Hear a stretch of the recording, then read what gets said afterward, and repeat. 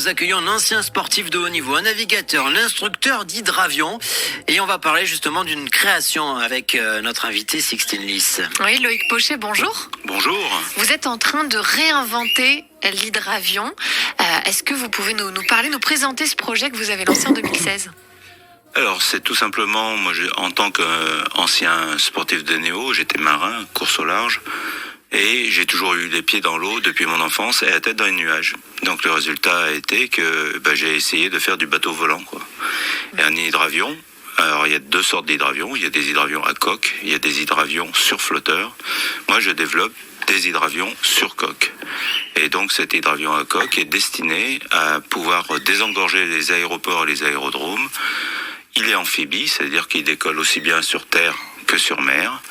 Et c'est un hydravion qui est fait pour aller en mer. Il s'appelle le Morgan.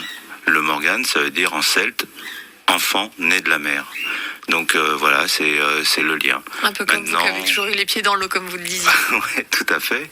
Et c'est une machine qui est destinée, qui est en rupture technologique avec tout ce qui existe déjà. C'est-à-dire que, par exemple, un hydravion classique met 700 à 800 mètres pour décoller, avec 4 personnes à bord. Nous, on sort de l'eau en 40 mètres.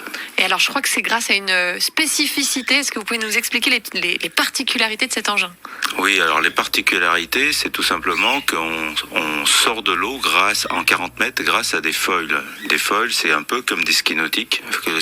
Pour les gens qui savent faire du ski nautique ou du ski tout court, c'est que du moment que tu as 2 planches dans l'eau, que tu leur mets une certaine inclinaison, en peu de temps, avec une puissance donnée, tu sors de l'eau et tu te trouves au-dessus de l'eau. Et là, c'est exactement la même chose. Un exemple qui est très concret en ce moment, qui peut être visible tous les jours, c'est les bateaux de la Coupe de l'Amérique qui sont à Barcelone. Ce sont des monocoques. À l'origine, les monocoques de marins, ils ont une quille. Là, ces monocoques n'ont plus de quille. Ils ont une paire de foils, un foil à droite, un foil à gauche.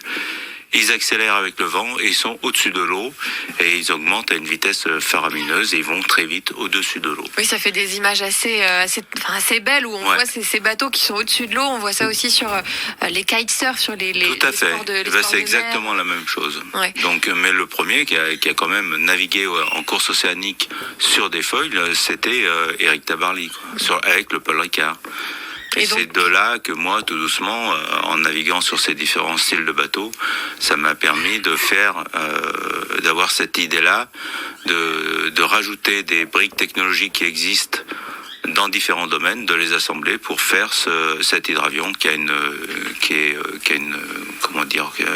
différent des autres. C'est vraiment, c'est ce que vous dites, c'est vraiment allier le milieu de l'aviation au milieu de la mer. Tout à fait. C'est très bien.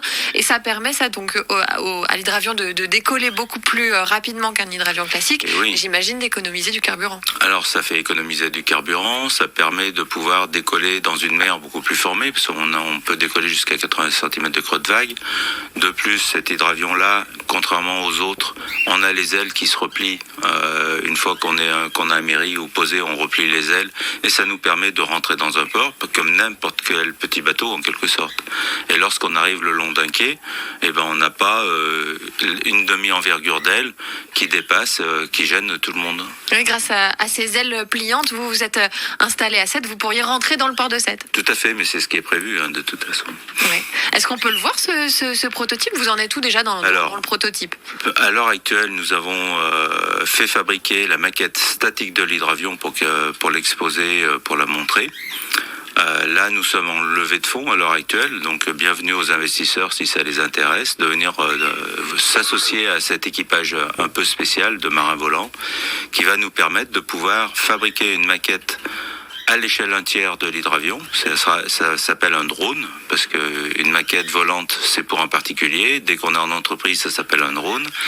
Et de là, dans 8 mois, normalement, nous aurons un appareil qui pourra survoler les côtes, faire aussi des prélèvements par exemple, de qualité de l'air, prélèvement d'eau, photographie aérienne et tout ça.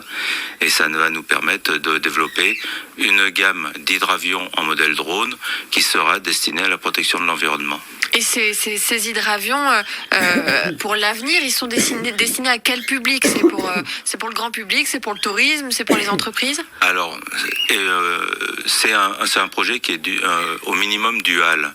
C'est-à-dire qu'effectivement, il y a beaucoup de personnes qui font de l'avion.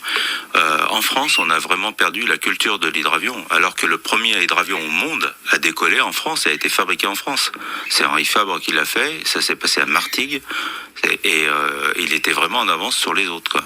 Et ça, on l'a complètement oublié. Par contre, à Sète, il y a eu une vraie hydrobase qui était sur le plan de l'étang de Thau.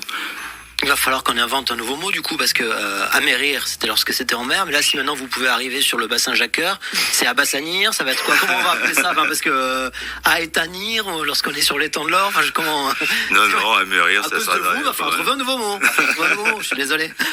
Merci beaucoup Loïc Pochet d'avoir été l'invité de la Nouvelle Écho sur France Bleu Héros ce matin.